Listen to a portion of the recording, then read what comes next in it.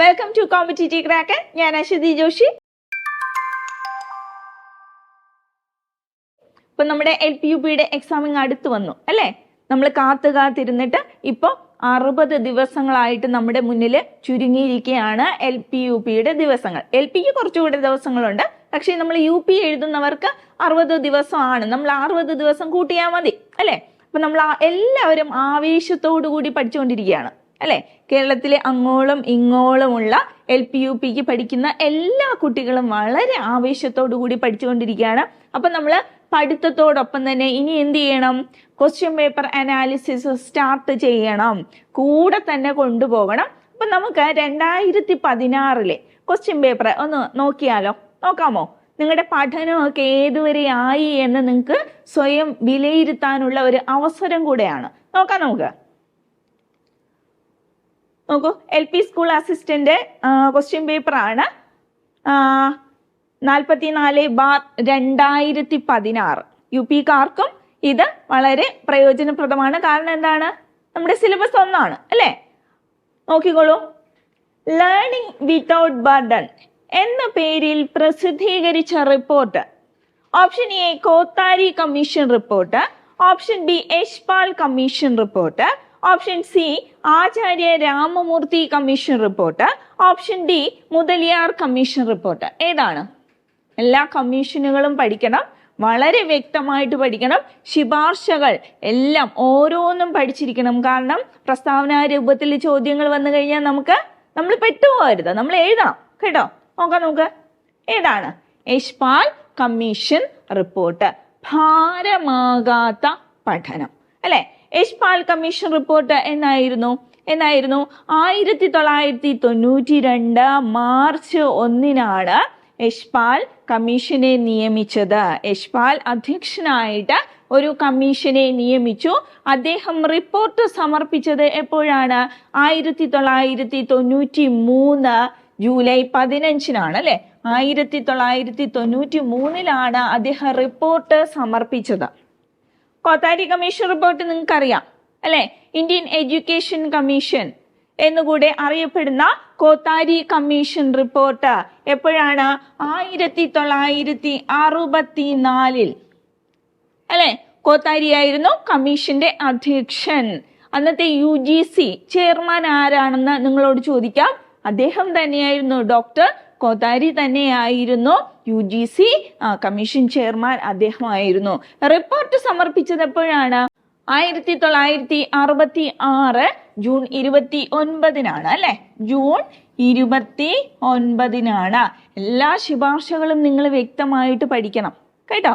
നിങ്ങൾക്കറിയാം 10+2+3 അല്ലെ?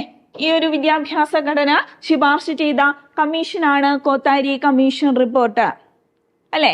ഇന്ത്യയുടെ ഭാവി ക്ലാസ് മുറികളിലാണ് എന്ന് പറഞ്ഞത് ആരാണ്? കോത്താരിയാണ് അല്ലെ? അപ്പൊ എല്ലാം പഠിച്ചിരിക്കണം. നമ്മൾ എല്ലാം ഒന്നും പറയുന്നില്ല, കാരണം കമ്മീഷനുകൾ എല്ലാം പറഞ്ഞു കഴിഞ്ഞാൽ തന്നെ നമുക്ക് ഒരുപാട് ക്ലാസ്സുകൾ വേണ്ടിവരും. നിങ്ങൾക്ക് തന്നെ അറിയാം അല്ലെ? നോക്കൂ, ആചാര്യ രാമമൂർത്തി കമ്മീഷൻ റിപ്പോർട്ട് എപ്പോഴാണ് ആചാര്യ രാമമൂർത്തി കമ്മീഷൻ റിപ്പോർട്ട് എന്തിനാണ് വന്നത്? 1986 ദേശീയ വിദ്യാഭ്യാസ നയം അല്ലെ? ദേശീയ വിദ്യാഭ്യാസ നയം എന്താണ്? വിലയിരുത്തുന്നതിനായി ആചാര്യ രാമമൂർത്തി അധ്യക്ഷനായിട്ട് ഒരു കമ്മീഷൻ വരുന്നു അല്ലെ? എപ്പോഴാണ്? 1990 മെയ്യിലാണ് വരുന്നത്. അന്ന് ആരായിരുന്നു? നമ്മുടെ പ്രധാനമന്ത്രി രാജീവ് ഗാന്ധി ആയിരുന്നു, നിങ്ങൾക്കറിയാം അല്ലെ? പിന്നീട് 1990 നവംബർ ആയപ്പോഴേക്ക് ആര് വന്നു? ചന്ദ്രശേഖർ വന്നു അല്ലെ? അപ്പൊ അദ്ദേഹത്തോട് പഠനം കണ്ടിന്യൂ ചെയ്തു കൊള്ളാൻ പറഞ്ഞു. അദ്ദേഹം എന്ത് ചെയ്തു? ഡിസംബർ 26 ആയപ്പോഴേക്ക് 1990 ഡിസംബർ 26 ആയപ്പോഴേക്ക് അദ്ദേഹം റിപ്പോർട്ട് സമർപ്പിച്ചു. അത് പരിഗണനയിൽ വെച്ചിരുന്നു. പിന്നീട് കേന്ദ്ര ഗവൺമെന്റ് ജനാർദ്ദന റെഡ്ഡി അധ്യക്ഷനായിട്ട് മറ്റൊരു കമ്മീഷനെ നിയമിക്കുന്നു അല്ലെ? Cab, central advisory board of education. അപ്പൊ അവരും റിപ്പോർട്ട് സമർപ്പിക്കുന്നു അല്ലെ? എപ്പോഴാണ്? 1990 92 ജാനുവരിയിലാണ് അവർ റിപ്പോർട്ട് സമർപ്പിക്കുന്നത്. എന്നിട്ട് എന്ത് ചെയ്തു? ഈ ആചാര്യ രാമമൂർത്തി കമ്മീഷൻ റിപ്പോർട്ടും അതുപോലെ തന്നെ ജനാർദ്ദന റെഡ്ഡി അധ്യക്ഷനായിട്ടുള്ള കമ്മീഷൻ സമർപ്പിച്ച റിപ്പോർട്ടും കൂടി 1992 തന്നെ മെയ്യില് എന്ത് ചെയ്തു? പാർലമെന്റിൽ അർജുൻ സിംഗ് അവതരിപ്പിക്കുന്നു. എന്തെന്ന പേരിലാണ് അറിയപ്പെട്ടത്? POA, പ്രോഗ്രാം ഓഫ് ആക്ഷൻ എന്ന പേരിൽ അവതരിപ്പിക്കുന്നു. അല്ലെ? അത് നമ്മൾ പഠിച്ചിട്ടുണ്ട്. ഞാൻ ജസ്റ്റ് ഒന്ന് പറഞ്ഞു എന്നേ ഉള്ളൂ. നമ്മൾ ഒരു ക്വസ്റ്റ്യനിൽ തന്നെ ഒരുപാട് പോയിന്റ്സ് നമുക്ക് ഒറ്റ ക്ലാസ് കൊണ്ട് പറഞ്ഞു തീർക്കാൻ സാധിക്കില്ല. മുതലിയാർ കമ്മീഷൻ നിങ്ങൾക്കറിയാം, സെക്കൻഡറി എഡ്യൂക്കേഷൻ കമ്മീഷൻ വന്നത് എപ്പോഴാണ്? 1952 റിപ്പോർട്ട് സമർപ്പിച്ചത്. എപ്പോഴാ? 1953 റിപ്പോർട്ട് സമർപ്പിച്ചത്. അറിയാം അല്ലെ? കൃഷി പാഠ്യപദ്ധതിയിൽ ഉൾപ്പെടുത്തിയത് എപ്പോഴെന്ന് ചോദിച്ചാൽ എപ്പോഴെഴുതും? ഏത് കമ്മീഷനിലാണ്? മുതലിയാർ കമ്മീഷൻ റിപ്പോർട്ടാണ് കേട്ടോ. അപ്പൊ ഇത്രയും കാര്യങ്ങൾ ഓർത്തിരിക്കുക. അടുത്ത ചോദ്യത്തിലേക്ക് പോകാം. ഇത്രയും കാര്യങ്ങളൊന്നുമല്ല, ഒത്തിരി കാര്യങ്ങളുണ്ട്, നിങ്ങൾ കൃത്യമായിട്ട് പഠിക്കണം കേട്ടോ. രണ്ടാമത്തെ ക്വസ്റ്റ്യൻ നോക്കാം നമുക്ക്. എമിലിയുടെ കർത്താവ്. Option A Pestalozzi, option B Montessori, option C Froebel, option D Rousseau. ആരാണ്? നമുക്ക് എല്ലാവർക്കും അറിയാം, റൂസോയാണ്. എമിലിയുടെ കർത്താവ് റൂസോയാണ് അല്ലെ? പിന്നെ ഏതൊക്കെയുണ്ട്? സോഷ്യൽ കോൺട്രാക്ട് ഉണ്ട് അല്ലെ? സോഷ്യൽ കോൺട്രാക്ട് ഉണ്ട്, അതുപോലെ എമിലി ഉണ്ട്, ദ ന്യൂ ഹെലോയിസ് ഉണ്ട്. ഇതൊക്കെ റൂസോയുടെ പുസ്തകങ്ങളാണ്. പെസ്റ്റലോസി വരുമ്പോഴോ ബുക്ക് ഫോർ മദർ അല്ലെ? ആരുടേതാണ്? പെസ്റ്റലോസിയുടേതാണ് അല്ലെ? മദർ ആൻഡ് ചൈൽഡ് ആരുടേതാണ്? പെസ്റ്റലോസിയുടേതാണ് അല്ലെ? മോണ്ടിസോറി വരുമ്പോ മോണ്ടിസോറി രീതി നിങ്ങൾക്കറിയാം, മോണ്ടിസോറി മെത്തേഡ് ആരുടേതാണ്? മോണ്ടിസോറിയുടേതാണ് അല്ലെ? ചൈൽഡ് ട്രെയിനിങ് ആരുടേതാണ്? മോണ്ടിസോറിയുടേതാണ്. The child place and education ആരുടേതാണ്? മോണ്ടിസോറിയുടേതാണ്. ഇനി ഫ്രോബലിന്റെ വരുമ്പോ എഡ്യൂക്കേഷൻ ആൻഡ് ഡെവലപ്മെന്റ് ആരുടേതാണ്? ഫ്രോബലിന്റേതാണ്. ദ എഡ്യൂക്കേഷൻ ഓഫ് മാൻ ആരുടേതാണ്? ഫ്രോബലിന്റേതാണ്. അപ്പൊ ഇത്രയും കാര്യങ്ങൾ ഓർത്തിരിക്കുക കേട്ടോ. അടുത്ത ചോദ്യത്തിലേക്ക് നമുക്ക് പോവാം. ഇന്ത്യയിൽ എഡ്യൂക്കേഷൻ ടെക്നോളജി പ്രോജക്റ്റ് ആരംഭിച്ചത് എപ്പോഴാണ്? 1972 അങ്ങനെയെങ്കിൽ 1974 എന്താണ്? സംയോജിത വിദ്യാഭ്യാസ പരിപാടിയാണ് അല്ലെ? Integrated education for disabled children ആണ്.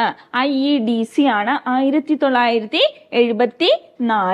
1978 ഈശ്വർ ഭായി കമ്മിറ്റി റിപ്പോർട്ട് അല്ലെ?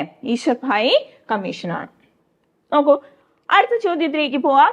നാം ഇന്ന് വരെ കുട്ടികളുടെ മനസ്സിൽ പലതരം അറിവുകൾ കുത്തിച്ചെലുത്തുന്നതിനാണ് നമ്മുടെ ശക്തിയെല്ലാം കേന്ദ്രീകരിച്ചത്.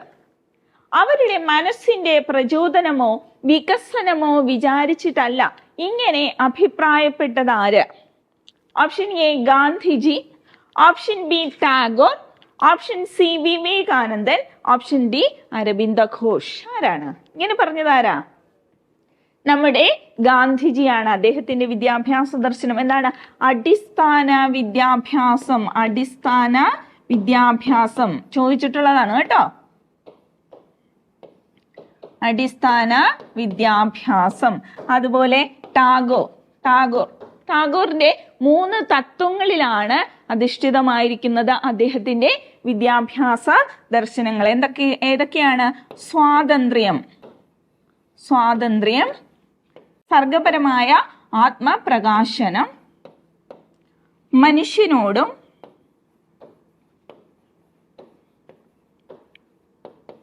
പ്രകൃതിയോടുമുള്ള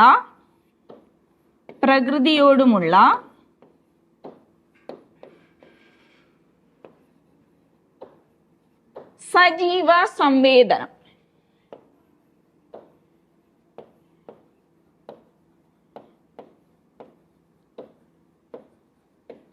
ഈ 3 തത്വങ്ങളിലാണ് ടാഗോറിന്റെ വിദ്യാഭ്യാസ ദർശനം ഊന്നിയിരിക്കുന്നത്. അതുപോലെ വിവേകാനന്ദൻ മനുഷ്യനിലെ സമ്പൂർണതയുടെ ആവിഷ്കാരമാണ് വിദ്യാഭ്യാസം.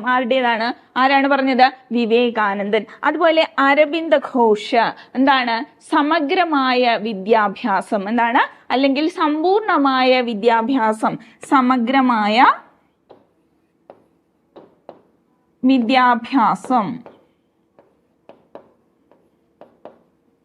അപ്പൊ ഇവരുടെ എല്ലാം വിദ്യാഭ്യാസ ദർശനങ്ങൾ നോക്കുമ്പോൾ നിങ്ങൾ ഇത്രയും പോയിന്റ്സ് ഓർത്തിരിക്കുക കേട്ടോ.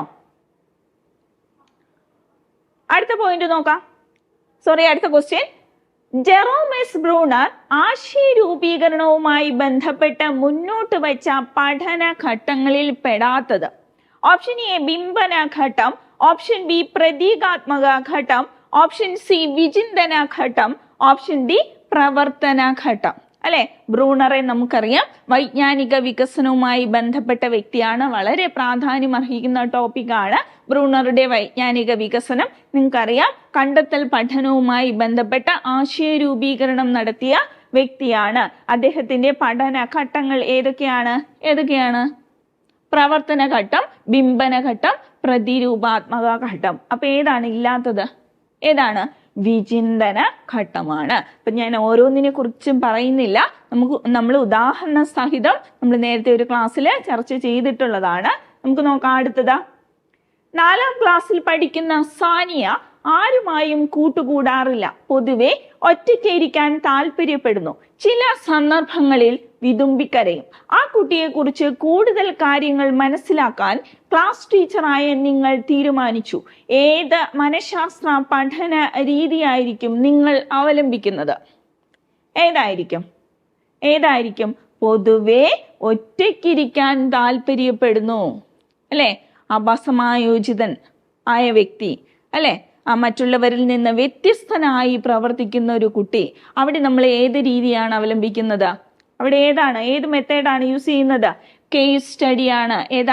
കേസ് സ്റ്റഡിയാണ്. നമുക്കറിയാം അധ്യാപകനും കുട്ടിയും തമ്മിലുള്ള ഗാഢബന്ധം. അല്ലെ, അത് ഏത് രീതിയിലൂടെയാണ്? അഭിമുഖത്തിലൂടെയാണ്. പലതരത്തിലുള്ള അഭിമുഖങ്ങളുണ്ട്. നിങ്ങൾക്കറിയാം സർവേ ഇന്റർവ്യൂ, അല്ലെ, ഡയഗ്നോസ്റ്റിക് ഇന്റർവ്യൂ, കൗൺസിലിംഗ് ഇന്റർവ്യൂ, അല്ലെ, സ്ട്രക്ചേർഡ്, അൺസ്ട്രക്ചേർഡ്, ഇങ്ങനെ തുടങ്ങി അഭിമുഖം പല തരത്തിലുണ്ട്. എല്ലാം നോക്കിക്കൊള്ളണം.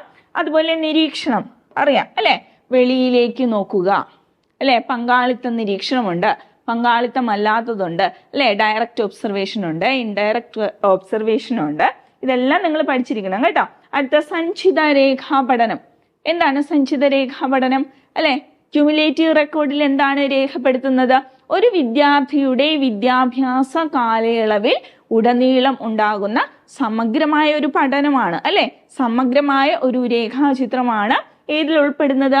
സഞ്ചിത രേഖയിൽ, അല്ലെ, ക്യുമുലേറ്റീവ് റെക്കോർഡിൽ വരുന്നത്. ക്ലാസ് റൂം ബോധനത്തിൽ ഏറെ പ്രയോജനപ്പെടുത്തുന്ന ആശയഭൂപടം എന്ന സങ്കേതം വികസിപ്പിച്ചെടുക്കുന്നതിന് നേതൃത്വം നൽകിയത്? ആശയഭൂപടം ആരുടേതാണ്? Option A RS Woodworth, option B Joseph D Novak, option C JL Moreno, option D Stephen M Corey. ആരുടേതാണ്? നമുക്കറിയാം ജോസഫ് ഡി നൊവാക്കിൻ്റെതാണ് എന്ത്? ആശയഭൂപടം. കേട്ടോ.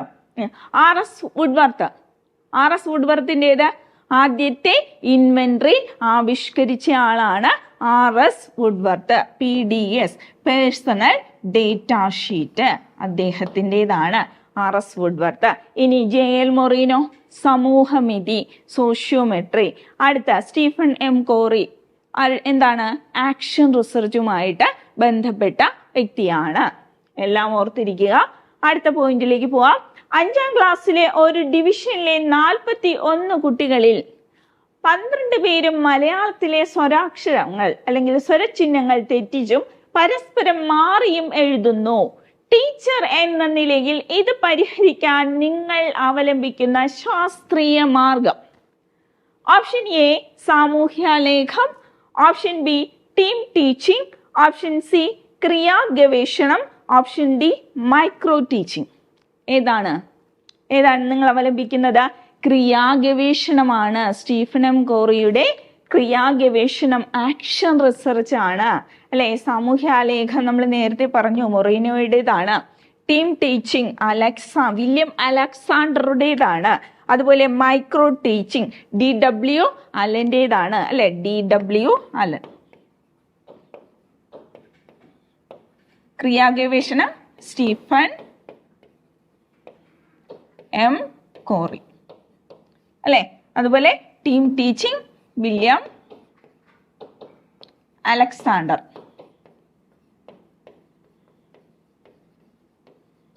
സാമൂഹ്യലേഖം നമുക്കറിയാം മൊറീനോ. അപ്പൊ ഇത്രയും കാര്യങ്ങൾ ഓർത്തിരിക്കുക. അടുത്ത ചോദ്യത്തിലേക്ക് പോകാം നമുക്ക്. എറിക് എറിക്സന്റെ മനോസാമൂഹിക വികാസ സിദ്ധാന്ത പ്രകാരം സ്കൂൾ പ്രായത്തിൽ നേരിടുന്ന പ്രതിസന്ധി താഴെ പറയുന്നവയിൽ ഏതാണ്? അല്ലെ, എറിക് എറിക്സന്റെ മനോസാമൂഹിക വികാസ ഘട്ടങ്ങൾ എത്ര എണ്ണം ഉണ്ട്? ആദ്യം അത് പറയുക. എത്ര എണ്ണം ഉണ്ട്? 8 ഘട്ടങ്ങളാണുള്ളത്. അവയെല്ലാം വ്യക്തമായിട്ട് പഠിച്ചിരിക്കണം. അത് വ്യക്തമായിട്ട് അറിഞ്ഞെങ്കിൽ മാത്രമേ ഇത് ഏത് പ്രായത്തിലാണെന്ന് നിങ്ങൾക്ക് വ്യക്തമായിട്ട് എഴുതാൻ പറ്റുള്ളൂ. ഇവിടെ സ്കൂൾ പ്രായം കൊടുത്തിട്ടുണ്ട്, 6 മുതൽ 12 വയസ്സ് വരെ എന്നാണ് കൊടുത്തിരിക്കുന്നത്. അവിടെ നേരിടുന്ന പ്രതിസന്ധി ഏതെന്നാണ് ചോദിച്ചിരിക്കുന്നത്. ഏതാണ് പ്രതിസന്ധി? നമുക്കറിയാം, ഊർജ്ജസ്വലത, അപകർഷത. അല്ലെ, ഘട്ടങ്ങൾ ഏതൊക്കെയാണ്? വിശ്വാസം, അവിശ്വാസം, അല്ലെ, സ്വാശ്രയത്വം, ജാള്യത, അല്ലെ, മുൻകൈയെടുക്കൽ, കുറ്റബോധം, ഊർജ്ജസ്വലത, അപകർഷത, സ്വാവബോധം, റോൾ സംശയങ്ങൾ, ആഴത്തിലുള്ള അടുപ്പം, ഒറ്റപ്പെടൽ, അതുപോലെ സൃഷ്ടി, മുരടിപ്പ്, പിന്നെന്താണ്? മനസ്സന്തുലനം, തളർച്ച. ഇങ്ങനെ 8 ഘട്ടങ്ങളാണ് എറിക് എറിക്സന്റെ മനോസാമൂഹിക വികാസ സിദ്ധാന്തത്തിൽ ഉള്ളത്. 8 ഘട്ടങ്ങളും വ്യക്തമായിട്ട് പഠിക്കണം കേട്ടോ. സവിശേഷതകളെല്ലാം പഠിക്കണം. അടുത്ത, ജീൻ പിയാഷെയുടെ അഭിപ്രായത്തിൽ ക്രമപ്പെടുത്തൽ, ഉഭയദിശീയ ചിന്ത, പകരൽ ചിന്ത തുടങ്ങിയവ വികസിക്കുന്ന വൈജ്ഞാനിക വികസന ഘട്ടം ഏതാണ്? അദ്ദേഹത്തിന്റെ ഘട്ടങ്ങൾ ഏതൊക്കെയാണ്? വൈജ്ഞാനിക വികസന ഘട്ടങ്ങൾ ആദ്യം അറിഞ്ഞിരിക്കുക. ഇന്ദ്രിയ ചാലക ഘട്ടം, പ്രാഗ് മനോവ്യാപാര ഘട്ടം, അല്ലെ, സമൂർത്ത ചിന്തന ഘട്ടം, ഔപചാരിക മനോവ്യാപാര ഘട്ടം. അപ്പൊ ഈ സവിശേഷതകൾ വരുന്നത് ഏത് ഘട്ടത്തിലാണ് എന്നാണ് ചോദിച്ചിരിക്കുന്നത്. ക്രമപ്പെടുത്തൽ, ഉഭയദിശീയ ചിന്ത, പകരൽ ചിന്ത ഏതിലാണ്? രൂപാത്മക മനോവ്യാപാര ഘട്ടം. ഈ രൂപാത്മക മനോവ്യാപാര ഘട്ടത്തെ തന്നെയാണ് നമ്മൾ സമൂർത്ത ചിന്തന ഘട്ടം എന്ന് പറയുന്നത് കേട്ടോ. സമൂർത്ത ചിന്തന ഘട്ടം. അതുപോലെ തന്നെ മറ്റൊരു പേരുണ്ട്. എന്താണ്? വസ്തുനിഷ്ഠ മനോവ്യാപാര ഘട്ടം. വസ്തുനിഷ്ഠ മനോവ്യാപാര ഘട്ടം. പിന്നെ വേറൊരു പേരും കൂടെ ഉണ്ട്. എന്താണ്? രൂപാത്മക മനോവ്യാപാര ഘട്ടം. ഇംഗ്ലീഷിലാണെങ്കിൽ കോൺക്രീറ്റ് ഓപ്പറേഷണൽ സ്റ്റേജ് എന്ന് ചോദിക്കും. ഓരോന്നിന്റെയും സവിശേഷതകൾ വ്യക്തമായിട്ട് പഠിക്കണേ. അടുത്തതിലേക്ക് പോകാൻ നമുക്ക്. ജസ്റ്റാൾട്ട് മനഃശാസ്ത്രത്തെ പിന്തുടരുന്ന ഒരു ടീച്ചർ ക്ലാസ്സിൽ അനുവർത്തിക്കാത്ത സമീപനമാണ്. പ്രത്യേകം എടുത്ത് പറഞ്ഞിട്ടുണ്ട്. അനുവർത്തിക്കാത്ത സമീപനം. ജസ്റ്റാൾട്ട് മനഃശാസ്ത്രത്തെ പിന്തുടരുന്ന ഒരു ടീച്ചർ. ഓപ്ഷൻ എ, ആശയത്തെ സമഗ്രമായി അവതരിപ്പിക്കൽ. സമഗ്രത എന്ന് കേൾക്കുമ്പോഴേ നമുക്കറിയാല്ലേ ജസ്റ്റാൾട്ട് സൈക്കോളജിയാണ്. ഇനി ഓപ്ഷൻ ബി, അന്തർദൃഷ്ടി പഠനത്തെ പ്രോത്സാഹിപ്പിക്കാൻ. ജസ്റ്റാൾട്ട് സൈക്കോളജിയാണ് അല്ലെ. ഓപ്ഷൻ സി, പ്രശ്ന അപഗ്രഥനത്തിന് സഹായിക്കൽ. ജസ്റ്റാൾട്ട് സൈക്കോളജിയാണ്. ഓപ്ഷൻ ഡി, ആവർത്തനത്തിന് ഊന്നൽ നൽകൽ. എവിടെയാണ് നമ്മൾ പഠിച്ചത്? അല്ലെ, തോണ്ടേക്കിന്റെ അഭ്യാസ നിയമം. തോണ്ടേക്ക് ആരാണ്? വ്യവഹാരവാദിയാണ് അല്ലെ. സന്നദ്ധതാ നിയമം, അഭ്യാസ നിയമം ഒക്കെ നമ്മൾ പഠിച്ചതാണ്. ഫലനിയമം, അഭ്യാസ നിയമം, സന്നദ്ധതാ നിയമം ഒക്കെ നമുക്ക് വ്യക്തമായിട്ട് അറിയാം. അപ്പൊ ഇവിടെ ഏതാണ് ഉത്തരം? ആവർത്തനത്തിന് ഊന്നൽ നൽകൽ എന്തിന്റെ ഇതല്ല, ജസ്റ്റാൾട്ട് മനഃശാസ്ത്രത്തെ പിന്തുടരുന്ന ഒരു ടീച്ചർ ക്ലാസ്സിൽ അനുവർത്തിക്കാത്ത സമീപനമാണ് അല്ലെ. ബാക്കിയെല്ലാം ജസ്റ്റാൾട്ട് സൈക്കോളജിയുമായി ബന്ധപ്പെട്ടതാണ്. അടുത്ത പോയിന്റിലേക്ക് പോവാം നമുക്ക്. വ്യക്തിത്വത്തെ സ്വാധീനിക്കുന്ന സാഹചര്യ ഘടകം. ഓപ്ഷൻ എ, ഗ്രന്ഥി വ്യവസ്ഥ. ഓപ്ഷൻ ബി, ശാരീരികാവസ്ഥ. ഓപ്ഷൻ സി, കുടുംബം. ഓപ്ഷൻ ഡി, പാരമ്പര്യം. എന്താണ് സാഹചര്യ ഘടകം? ഇതിലേതാണ്? അത് കുടുംബം തന്നെയായിരിക്കും അല്ലെ. ഈ ഉത്തരം നമുക്ക് പെട്ടെന്ന് ഉത്തരത്തിലേക്ക് എത്താൻ പറ്റും ഈ ക്വസ്റ്റ്യന് അല്ലെ. നോക്കൂ, ഒരു വ്യക്തി ഗണിതത്തിൽ പ്രകടിപ്പിക്കുന്ന ബുദ്ധി പൊതുവായ ബുദ്ധിയുടെയും ഗണിതത്തിലെ പ്രത്യേക ബുദ്ധിയുടെയും സങ്കലിത ഫലമാണ്. ഈ പ്രസ്താവന താഴെ പറയുന്ന ഏത് ബുദ്ധി സിദ്ധാന്തവുമായി ബന്ധപ്പെട്ടിരിക്കുന്നു? ഓപ്ഷൻ എ, ബഹുഘടക സിദ്ധാന്തം, ഓപ്ഷൻ ബി ദ്വിഘടക സിദ്ധാന്തം, ഓപ്ഷൻ സി മനോഘടക സിദ്ധാന്തം, അല്ലെ ഓപ്ഷൻ ഡി സംഘഘടക സിദ്ധാന്തം. ഏതാണ് ദ്വിഘടക സിദ്ധാന്തമാണ്. ദ്വിഘടക സിദ്ധാന്തം ആരുടേതാണ്? സ്പിയർമാന്റേതാണ്. സ്പിയർമാൻ അല്ലെ. ഇവിടെയാണ് ബുദ്ധിയിലെ ജി ഘടകത്തെക്കുറിച്ചും എസ് ഘടകത്തെക്കുറിച്ചും പറയുന്നത് അല്ലെ. ജി ഘടകം ജന്മസിദ്ധമായിട്ട് കിട്ടുന്നതും എസ് ഘടകം എന്ന് പറയുന്നത് ആർജിതവുമാണ്. അപ്പൊ അതാണ് ഇവിടെ പറയുന്നത്. ഒരു വ്യക്തി ഗണിതത്തിൽ പ്രകടിപ്പിക്കുന്ന ബുദ്ധി പൊതുവായ ബുദ്ധിയുടെയും ഗണിതത്തിലെ പ്രത്യേക ബുദ്ധിയുടെയും സങ്കലിതമാണ്. ഈ പ്രസ്താവന താഴെ പറയുന്ന ഏത് ബുദ്ധി സിദ്ധാന്തവുമായി ബന്ധപ്പെട്ടിരിക്കുന്നു? ദ്വിഘടക സിദ്ധാന്തം ആരുടേത്? സ്പിയർമാന്റേത്. ബുദ്ധിയെക്കുറിച്ചുള്ള സിദ്ധാന്തങ്ങളിൽ ഏറ്റവും ആദ്യം ഉള്ളവയാണ് ഈ സിദ്ധാന്തങ്ങൾ എല്ലാം തന്നെ. ഏതൊക്കെയാണ്? അതിൽ ഒന്ന് ഏകഘടക സിദ്ധാന്തമാണ് കേട്ടോ. ഏകഘടക സിദ്ധാന്തം ആരുടേതാണ്? ആൽഫ്രഡ് ബിനെയും ഉണ്ട്, ഡോക്ടർ ജോൺസണും ഉണ്ട് കേട്ടോ. ആൽഫ്രഡ് ബിനെയും ഉണ്ട്, ഡോക്ടർ ജോൺസണും ഉണ്ട്. ബഹുഘടക സിദ്ധാന്തം ആരുടേതാണ്? തോണ്ടേക്ക്.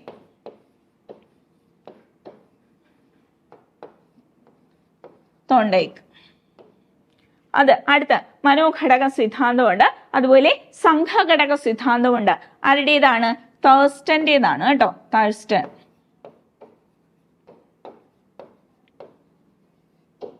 മനസ്സിലായി? ബാക്കിയെല്ലാം വൈജ്ഞാനിക സിദ്ധാന്തങ്ങളാണ് കേട്ടോ. ബുദ്ധിയെക്കുറിച്ചുള്ള വിഭജന സിദ്ധാന്തം റെയ്മണ്ട് കാറ്റലിൻ്റെത്, അതുപോലെ ബഹുമുഖ ബുദ്ധി സിദ്ധാന്തം ഹൊവാർഡ് ഗാർണറുടേത്, അതുപോലെ ത്രിമൂർത്തി സിദ്ധാന്തവും ഉണ്ട്. ഇനി ഇതിലെ ത്രിമുഖ സിദ്ധാന്തമുണ്ട് കേട്ടോ. ത്രിമുഖ സിദ്ധാന്തമുണ്ട് ഗിൽഫോർഡിൻ്റെത്. അത് ബുദ്ധിയെക്കുറിച്ചുള്ള ആദ്യകാല സിദ്ധാന്തങ്ങളിൽപ്പെട്ടതാണ്. ത്രിമുഖ സിദ്ധാന്തം ഗിൽഫോർഡിൻ്റെത് കേട്ടോ. ത്രിമുഖ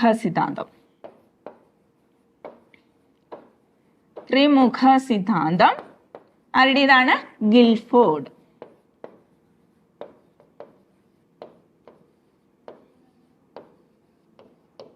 അങ്ങനെയാണെങ്കിൽ ത്രിമൂർത്തി സിദ്ധാന്തം ആരുടേതാ? സ്റ്റേൺബർഗിൻ്റെതാണ് കേട്ടോ. ത്രിമൂർത്തി സിദ്ധാന്തം അത് വൈജ്ഞാനിക സിദ്ധാന്തത്തിൽ പെടുന്നതാണ്.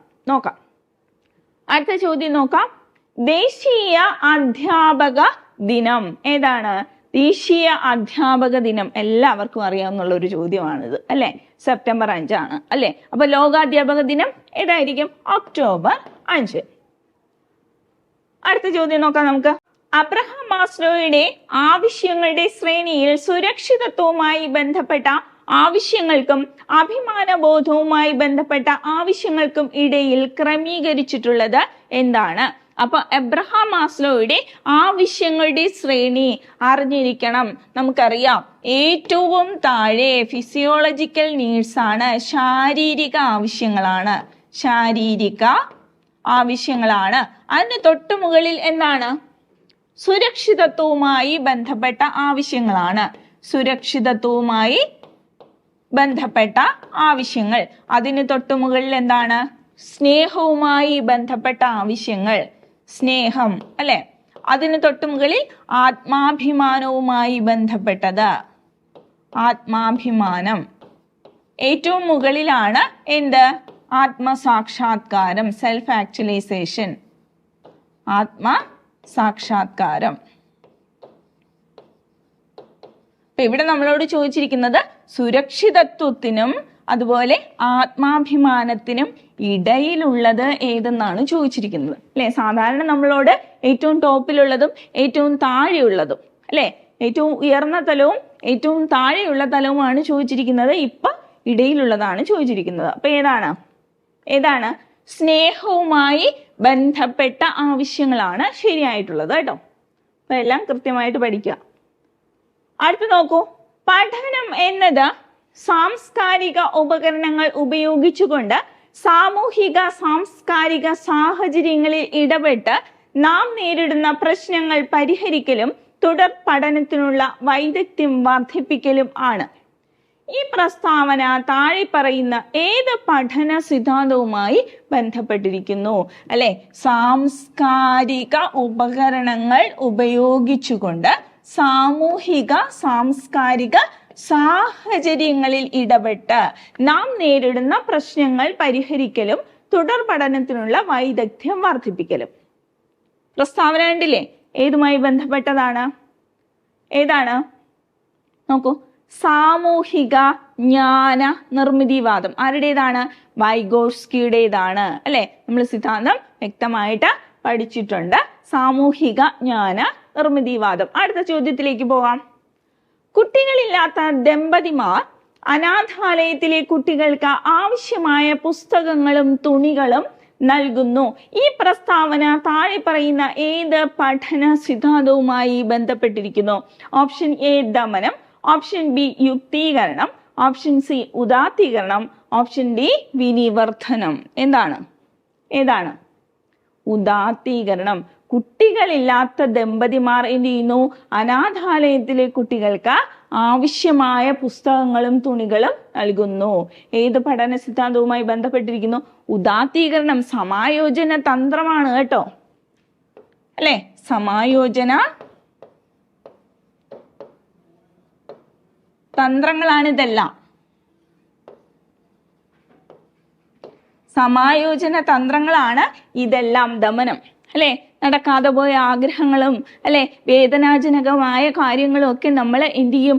അബോധ മനസ്സിലേക്ക് തള്ളി നീക്കും. അതാണ് ദമനം എന്ന് പറയുന്നത്. യുക്തീകരണം അല്ലെ? നമ്മുടെ കഴിവുകേടുകൾ, പരാജയങ്ങൾ ഒക്കെ തെറ്റായ കാരണങ്ങൾ വഴി ന്യായീകരിക്കുന്നതാണ് യുക്തീകരണം അല്ലെ? പുളിക്കുന്ന മുതിരിങ്ങ ശൈലി, മധുരിക്കുന്ന നാരങ്ങ ശൈലി, ഇതെല്ലാം നമ്മൾ പഠിച്ചിട്ടുണ്ട് അല്ലെ? ഉദാഹരണമൊക്കെ നമ്മൾ പഠിച്ചിട്ടുള്ളതാണ് അല്ലെ? ജോലിയിൽ നിന്ന് ഡിസ്മിസിലായ ഒരു ഉദ്യോഗസ്ഥൻ പറയുകയാണ്, എന്താണ്, എനിക്കിപ്പോ എൻ്റെ കുടുംബം നോക്കാൻ സമയമുണ്ട് അല്ലെ? മറ്റുള്ളവർ അംഗീകരിക്കുന്ന കാര്യങ്ങളുമായിട്ട് താരതമ്യപ്പെടുത്തി അദ്ദേഹം പറയും. മനസ്സിലായി? ഇനി അടുത്ത ചോദ്യത്തിലേക്ക് പോകാൻ നമുക്ക്. കുട്ടികളുടെ കാര്യത്തിൽ ഒന്നിലും ഇടപെടാതിരിക്കുകയും വേണ്ടത്ര താല്പര്യവും ശ്രദ്ധയും നൽകാതിരിക്കുന്നതുമായ രക്ഷകർത്ത രീതി എന്ത് പേരിൽ അറിയപ്പെടുന്നു? ഓപ്ഷൻ എ നിസ്സംഗ രക്ഷകർത്തൃത്വം, അതുപോലെ ഓപ്ഷൻ ബി സ്വേച്ഛാധിപത്യ രക്ഷകർത്തൃത്വം, ഓപ്ഷൻ സി ഉദാര രക്ഷകർത്തൃത്വം, ഓപ്ഷൻ ഡി ജനാധിപത്യ രക്ഷകർത്തൃത്വം. എന്താണ് ഉത്തരം? ക്വസ്റ്റ്യൻ കാണുമ്പോഴേ അറിയാം. കുട്ടികളുടെ കാര്യത്തിൽ ഒന്നിലും ഇടപെടാതിരിക്കുകയും വേണ്ടത്ര താല്പര്യവും ശ്രദ്ധയും നൽകാതിരിക്കുകയും. അതെന്തായിരിക്കും? ഒരു നിസ്സംഗതയാണ് അല്ലെ? നിസ്സംഗ രക്ഷകർത്തൃത്വം ആണ്. അടുത്ത, സർഗാത്മകതയുടെ ഘടകങ്ങളിൽ പ്രത്യേകം ശ്രദ്ധിക്കുക. ഘടകങ്ങളാണ്, ഘട്ടങ്ങളല്ല എഴുതിയിരിക്കുന്നത് കേട്ടോ. ഘടകങ്ങളിൽ ഉൾപ്പെടാത്തത് വാചാലത, വഴക്കം, മൗലികത, സംവ്രജന ചിന്ത. ഏതാണ്? സംവ്രജന ചിന്തയാണ് ഉൾപ്പെടാത്തത്. ഉൾപ്പെടുന്നത് ഏതാപ്പോ? വിവ്രജന ചിന്തയാണ് അല്ലെ? വിവ്രജന ചിന്ത.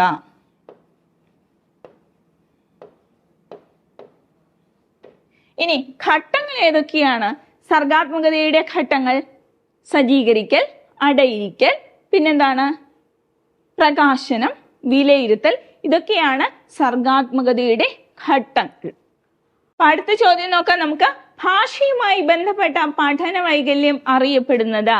Option A dysgraphia, option B dyslexia, option C dyscalculia, option D dyspraxia. എന്താണ്? ഭാഷയുമായി ബന്ധപ്പെട്ട പഠന വൈകല്യമാണ് ഡിസ്ലെക്സിയ. നമ്മൾ വായനാ വൈകല്യം എന്നും പറയാറുണ്ട്. വായനാ വൈകല്യം അല്ലെ? ഡിസ്ഗ്രാഫിയ എഴുത്ത് അല്ലെ? പിന്നെ ഡിസ്കാൽക്കുലിയ ആണെങ്കിലോ ഗണിതം അല്ലെ? ഗണിത വൈകല്യം അല്ലെ ഗണന വൈകല്യം. ഇനി ഡിസ്പ്രാക്സിയ ആണെങ്കിലോ പ്രയോഗ വൈകല്യം. പ്രയോഗ വൈകല്യം.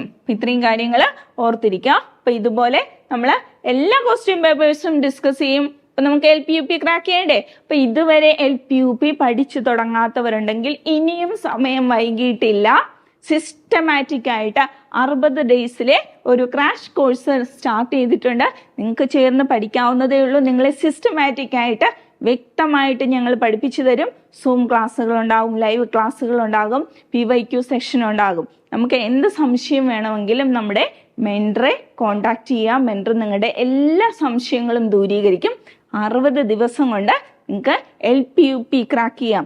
ആദ്യം നിങ്ങൾക്ക് വേണ്ടത് ആത്മവിശ്വാസമാണ്. പഠിച്ചാൽ കിട്ടും എന്ന് സ്വയം പറഞ്ഞ് വിശ്വസിപ്പിക്കുക.